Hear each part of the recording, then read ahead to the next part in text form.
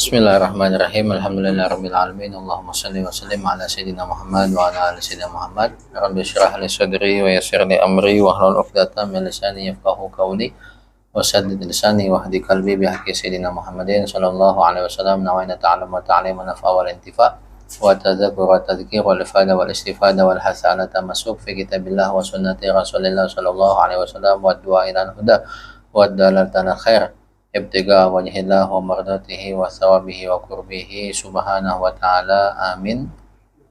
Amma ba'd, kita melanjutkan belajar fikih kita melalui bimbingan Syekh Abdullah bin Abdurrahman Bafadhal dalam kitab beliau Al-Mukhtasarul Latif sampai perkataan beliau qala al-musannif rahimahullahu ta'ala wa nafa'ana bihi wa bi ulumihi wa bi ulumi masyayikhihi fid dharain amin ila anqal faslun fi syurutit tayammumi. Ini pasal menjelaskan tentang syarat-syarat tayamum. Kemarin kita udah membahas tentang sebab-sebab tayamum, kemudian fardu-fardunya udah kita bahas. Sekarang kita masuk kepada syarat-syaratnya. Wa syurutu tayamumi al-qasdu ila turab. Dan syarat-syarat tayamum itu yang pertama adalah menuju kepada debu. Jadi dia menuju kepada debu, menyengaja. Kalau misalnya dia lagi jalan, ada angin kenceng, banyak debunya tuh, pada nempel, wah saya niatin buat tayamum. Boleh, harus menyengaja menuju debu. Dia harus menuju debu, dia nyengaja gitu, dia pindahin itu debu. Bukan seperti tadi atau ada helikopter mendarat, waduh banyak debu nih, aneh tayamum nggak bisa ya, harus menyengaja menuju debu. Kemudian wa an yakuna turabu tahiran tahuran lahu ubarun khalisan anil khalid.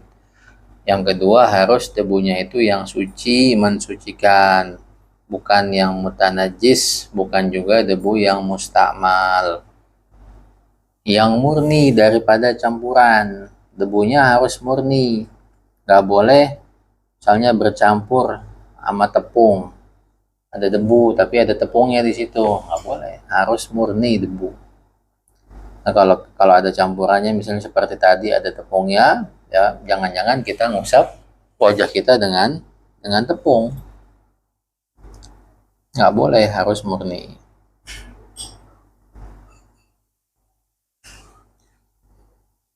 Kemudian yang ketiga, wa an yakuna bi darbataini, darbatin lil wajhi wa darbatin lil yadaini. Dan harus tayamum itu dengan dua tepukan, dua kali ngambil debu, satu tepukan untuk wajah, satu tepukan untuk kedua tangan. Itu udah dicontohin ya di pertemuan sebelumnya, nanti tinggal dilihat aja video yang sebelumnya. Nggak boleh dengan satu kali tepukan. Misalnya dia sekali ngambil pakai spray, pakai apa misalnya, banyak gitu, cukup nih banyak debunya nih, sekali aja, sekali buat muka, sekali buat tangan, nggak bisa. Harus dua kali ngambil debu atau dua kali tepukan, satu buat wajah, satu buat kedua tangan. Wa an yakuna ba'da dukhulil waqti. Dan yang keempat, harus setelah masuk waktu. Jadi tayamum itu harus setelah masuk waktu sholat, nggak boleh sebelum masuk waktu sholat. Tayamum itu adalah kesucian yang darurat, jangan-jangan nanti setelah masuk waktu ada air, itu harus setelah masuk waktu. Kalau pas dia belum masuk waktu tayamum nggak sah, harus setelah masuk waktu. Jangan-jangan nanti setelah masuk waktu ada air, maka tayamumnya sia-sia gitu. Wa an yujaddida tayammuma likulli fardin. Dan dia wajib memperbarui tayamum di setiap kali sholat fardu. Jadi satu kali tayamum hanya bisa untuk satu kali sholat fardu. Misalnya khotib Jumat, khutbah Jumat itu kan hukumnya fardu ain bagi khotib, nggak ada air, tayamum nih si khotib. Kemudian selesai khutbah nggak boleh dia langsung sholat Jumat, harus tayamum lagi.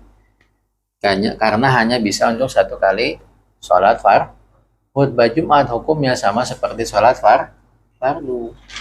Atau sholat maghrib misalnya dia tayamum. Maghrib sampai isya dia hidupkan tuh dengan zikir, dengan baca Quran, ya, dengan itikaf. Masuk waktu isya harus tayamum lagi, karena tayamum itu hanya bisa untuk satu kali sholat fardu. Misalnya zuhur dia tayamum, habis sholat zuhur ada jenazah. Nah, bagaimana nih? Tayamum lagi apa enggak? Nah, sholat jenazah itu martabat niatnya adalah sholat fardu kifayah. Martabat niatnya fardu kifayah. Tapi martabat dalam tayamumnya dia seperti sholat sunnah. Jadi nggak usah tayamum lagi. Misalnya habis sholat zuhur mau nyolatin jenazah, nggak perlu tayamum lagi, langsung sholatin jenazah. Karena sholat jenazah martabat dalam tayamum dia seperti sholat sunnah. Atau habis asar misalnya ada jenazah, nggak perlu tayamum lagi, langsung dia sholat jenazah. Habis sholat asar ada jenazah mau disolatin, tayamum lagi apa nggak usah, karena dia martabatnya dalam tayamum seperti sholat sunnah. Adapun sholat sunnah boleh sebanyak-banyaknya. Misalnya untuk qobliyah zuhur, itu sebelum sholat fardu zuhur dia qobliyah zuhur, itu sholat fardu zuhur, sholat ba'diyah nggak apa-apa. Kalau sholat sunnah boleh digunakan untuk sebanyak-banyaknya. Dari zuhur ke asar nggak batal nih tayamumnya, masuk waktu asar. Dia mau qobliyah asar, boleh apa enggak? Nah di sini ulama khilaf. Ada yang bilang boleh, ada yang bilang nggak boleh. Kalau yang bilang nggak boleh karena melihat waktu, ini udah masuk waktu asar, masuk sholat fardu yang kedua, maka harus tayamum lagi. Gitu. Kalau yang bilang boleh ya karena qobliyah asar itu sholat sunnah. Gitu. Ya untuk hati-hati ya tayamum lagi. Gitu. Yang keenam, wa an yufattisha anil ma'i qabla tayammumi wa yakuna ba'da dukhulil waqti fi rahlihi wa rufqatihi wa hawalaihi wa yunadi man ma'ahu ma'a. Dan harus dia mencari air sebelum bertayamum. Jadi nggak boleh seseorang itu kalau dia tayamum karena ketiadaan air langsung tayamum begitu aja, wah nggak ada air nih, nggak boleh, cari dulu. Nah itu udah kita bahas tuh batasan mencarinya, ada haddul ghaus, ada haddul qurb. Tuh, nanti tinggal dilihat aja di video masalah sebab-sebab tayamum ya. Itu. Wa yakuna ba'da dukhulil waqti, dan juga nyarinya juga nggak boleh sebelum masuk waktu. Mencari airnya juga harus setelah masuk waktu sholatnya. Fi rahlihi, dalam kendaraannya, wa rufqatihi, dan juga teman-temannya, rombongannya, wa yunadi man ma'ahuma, dan dia menyeru ada yang punya air apa enggak, atau di sekitarnya dia teriak siapa yang punya air. Wa man lam yajid ma'an wala turaban, siapa saja yang tidak mendapati air maupun debu, ka'an kana ala kullati jabalin shallal fardha wahdahu wa a'ada. Dan siapa saja yang tidak mendapati air maupun debu, seperti dia ada di puncak gunung, nyari air kagak ada, debu nggak ada, habis gerimis, debu-debu tanah pada basah, kan nggak bisa. Ada debu tapi nggak bisa dipakai tayamum, basah. Maka bagaimana?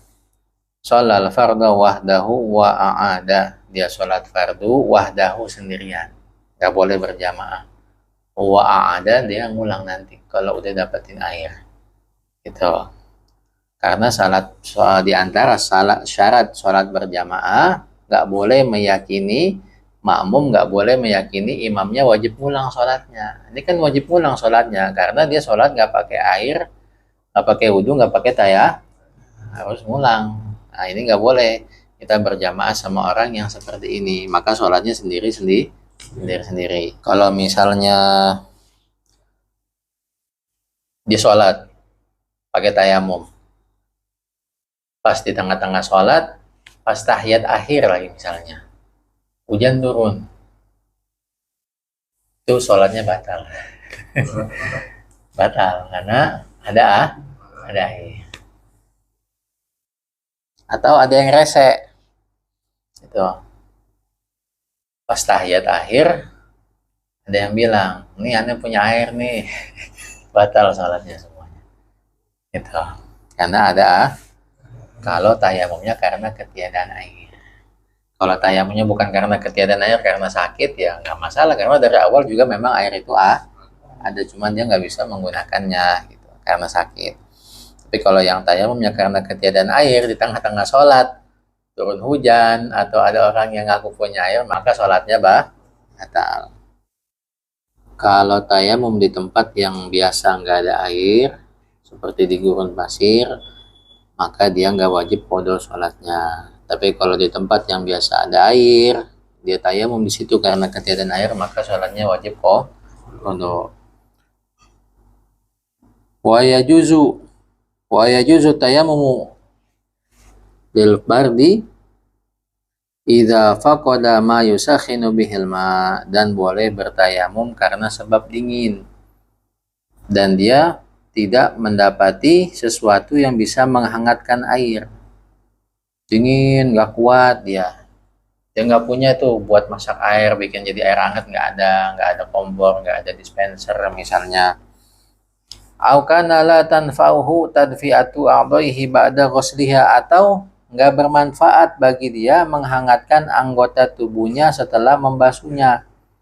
Jadi meskipun air udah diangetin nih, habis basuh anggota wudhu pakai air tetap dingin, nggak kuat. Misalnya dia lagi keluar negeri, dia orang Indonesia nggak biasa dengan cuaca sedingin itu, ya bisa diangetin air, dia dapetin sesuatu yang bisa menghangatkan air, tapi nggak manfaat, tetap aja habis dibasuh langsung berasap dingin lagi gitu. Aula yakdiru alaiha, atau dia nggak mampu, maka boleh bertayamum. Wa yakdil mutayammimu lil bardi wal mutayammimu al asi bisafari, dan wajib mengqadha orang yang bertayamum karena dingin.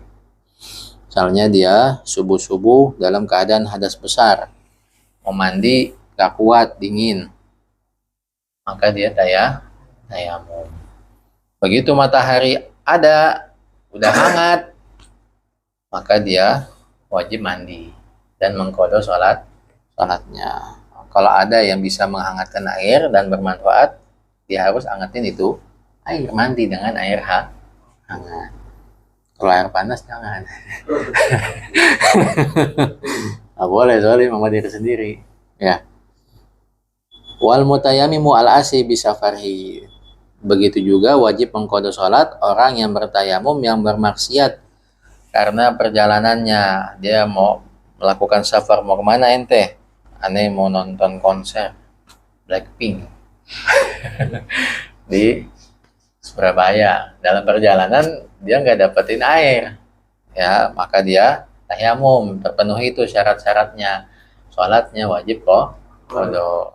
Atau niatnya melakukan safar, ingin silaturahmi, ziarah ulama, ziarah aulia, maka boleh bertayamum. Dia nggak mendapati air, dia boleh bertayamum.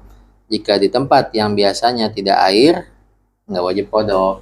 Tapi kalau di tempat yang biasanya ada air, maka wajib qadha. Ya, itu syarat-syarat tayamum. Selesai sudah masalah tayamum ini. Ya, mudah-mudahan bisa dipahami. Mungkin sewaktu-waktu kita bisa mendapati hal ini, jadi sudah tahu ilmunya. Gitu. Wallahu a'lam bishawab. Subhanakallahumma wa bihamdika asyhadu an la ilaha illa anta astaghfiruka wa atubu ilaik.